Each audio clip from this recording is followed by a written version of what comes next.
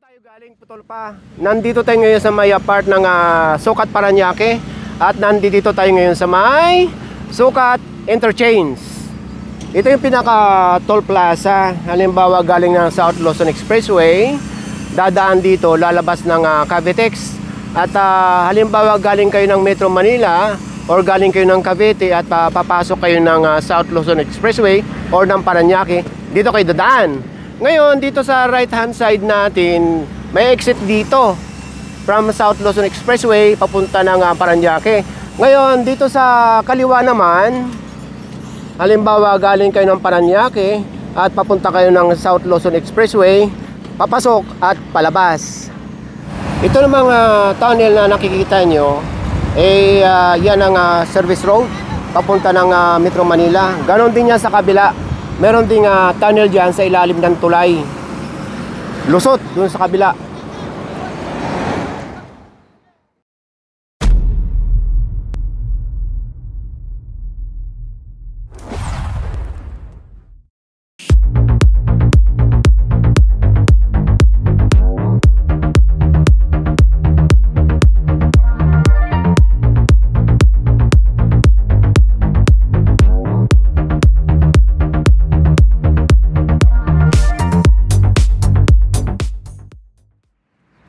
Magandang umaga sa inyong lahat. Nandito tayo ngayon sa may C5 Southlink at nandito tayo ngayon nakatayo sa Cavitex Interchange.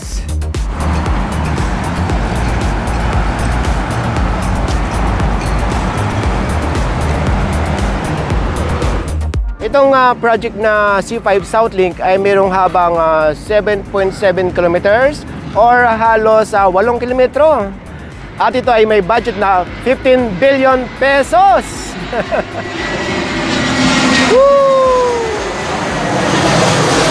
Ang daming dumadaan na aeroplano dito, kaya hindi tayo pwede magpalipad ng drone. Itong C5 Southlink project ay joint venture ng Philippine Reclamation Authority at ng Cavitex Infrastructure Corporation at subsidiary ng Metro Pacific Investment Corporation.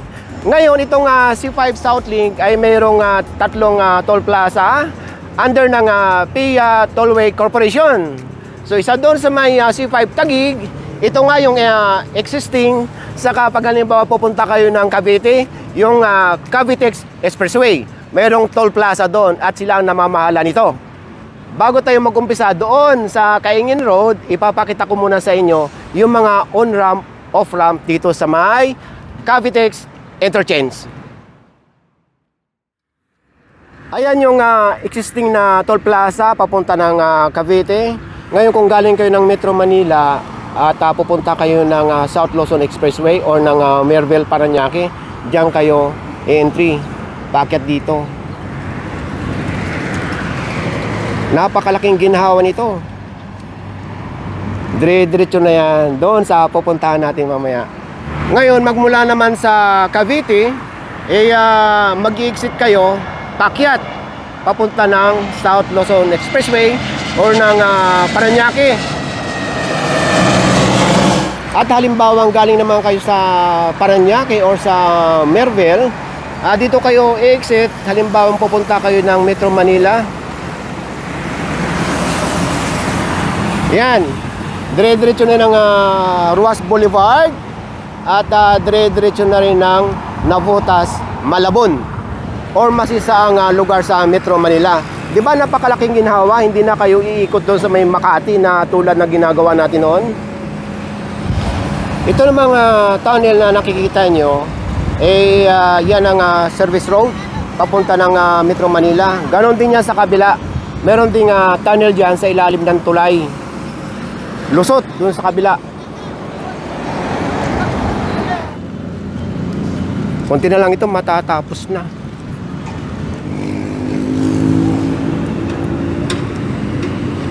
Halimbawa, ang galing naman kayo ng Cavite, ayan, bago mag-toll, exit na kayo dyan, akyat na kayo dito, papunta ng, or dire-diretso na ito ng South Luzon Expressway or ng Parañaque. Ganda na, oh.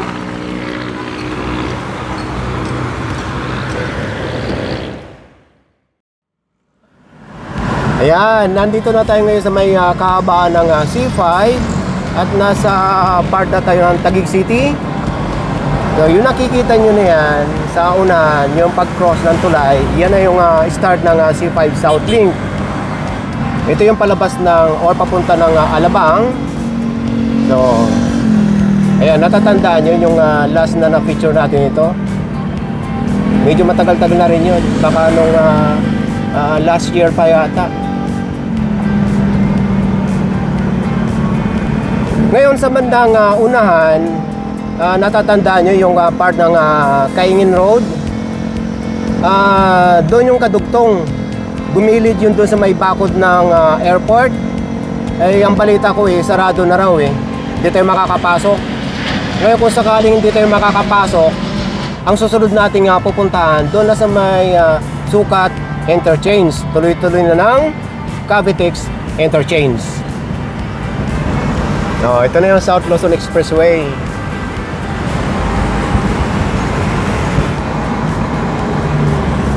So ito yung isa sa nabanggit ko mga toll na under ng via Tollway Corporation.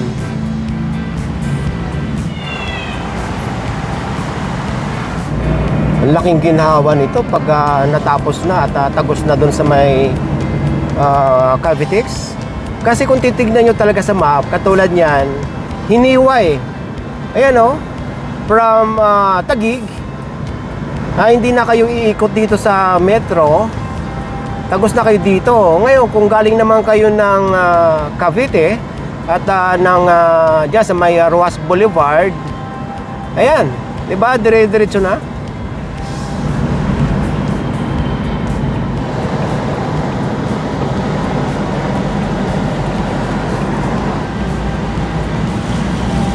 Ito yung dire-diretso ng Kaingin Road. Kaya tinawag na Kaingin Road yan dahil dating tubigan.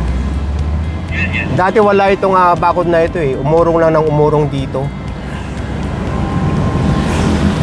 Mukhang nakikita ko sarado nga. Hindi tayo makakapasok. Yung last update natin, bukas pa yan So ayan, di na tayo makakapasok. Silipin na lang natin. Balita ko, gigibahin din itong mga kabayan na yan So ayan, di na natin makita. So ang gagawin natin, babaybayin na lang natin itong Kaingin Road. Ang susunod kong ipapakita sa inyo, doon na sa may Sukat Interchange at dire-diretso na ng Cavitex Interchange. Okay, tara na.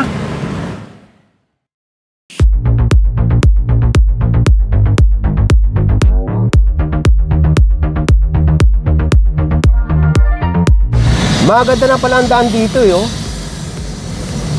Hindi na lubak-lubak. Simentado na.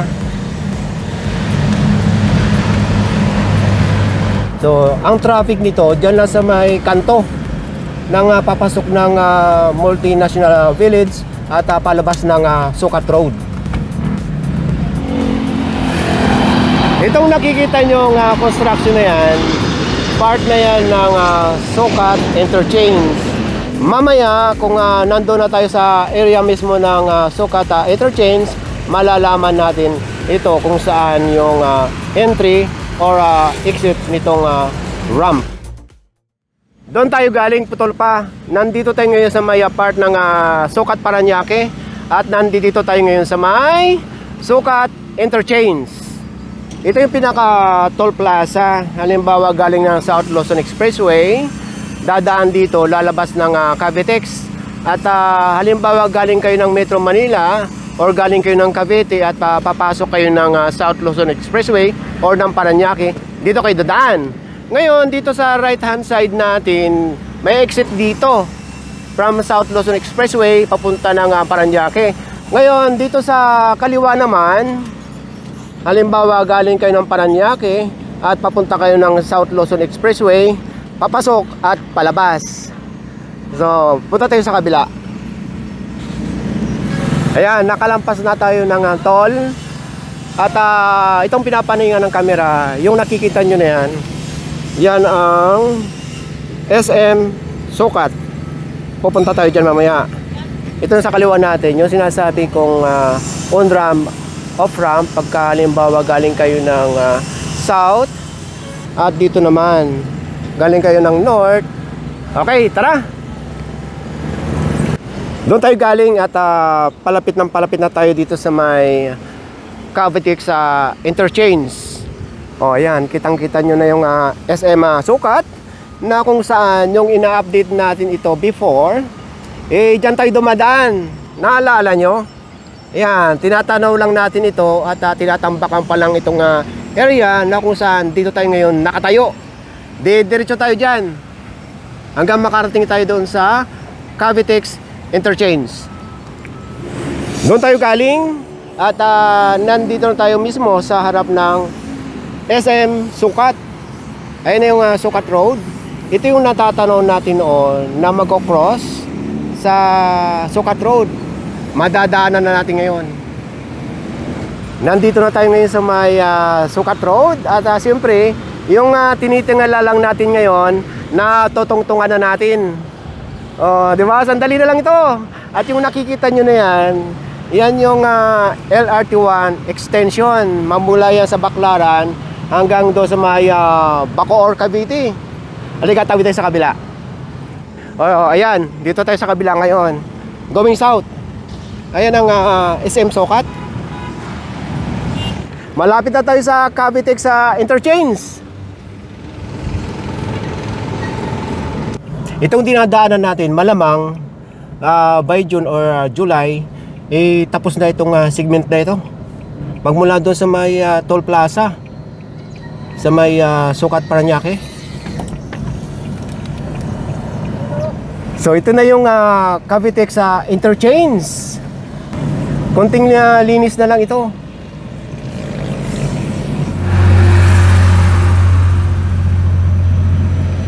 O ayan, papunta na ng Metro Manila yan.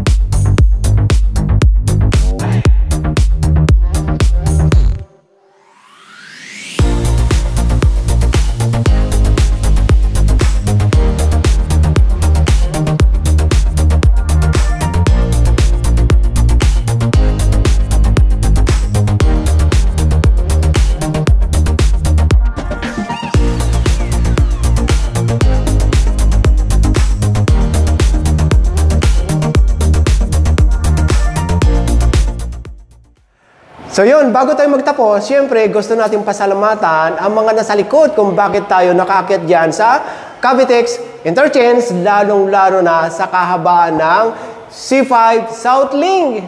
Siyempre sa pangunguna ni retired Major Rene Homseliada at manager ng Traffic Operation Manager. At siyempre kasama natin ang ating mga piloto na kung saan, naku, ang laki ng utang na loob natin dito mga kabayan. Sila talaga nag-escort sa atin. Sir? Mark Centeno. Mark Centeno. Patrol Officer Calano. Patrol Officer Rizal B. Marfil. Sir, maraming salamat sa inyo. At maraming salamat sa inyo. Sa susunod na pasada natin dyan, madadaanan na natin lahat. Okay? Bye for now! Yee!